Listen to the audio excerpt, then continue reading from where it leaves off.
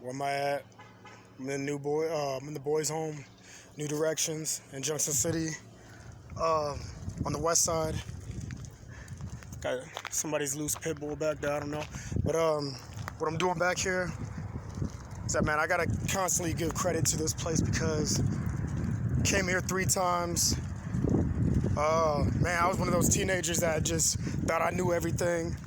I had to learn the hard way, and just getting out of this environment, like the first time, the second time, and then the third time is what really changed me, man. I met so many great people out here that people would just look at and be like, nah, just throw them away. And unfortunately, that's what happened to a lot of the people here.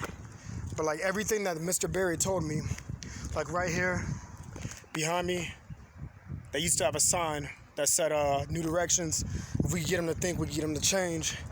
But I met a lot of guys from Kansas City, Topeka, Junction City, Osage, a lot of towns I never heard of. Like, I never even knew that Wichita was as big as it was until I came here. I never knew Wichita had hoods or whatever. But we used to come in here, come right in, the front entrance and everything. And one thing I learned is that even though I was like the only guy from Manhattan here, basically like all 3 times, like there was like a couple of people from Manhattan that came through, but it was just for like intake, and then they left and went somewhere else. But like I stayed here for months. My last time was my 3rd time, which I stayed here for 11 months.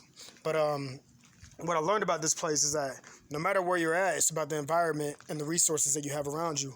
Like, a lot of people didn't realize that, man, me and my mom just couldn't get along. My mom has a lot of issues, still does.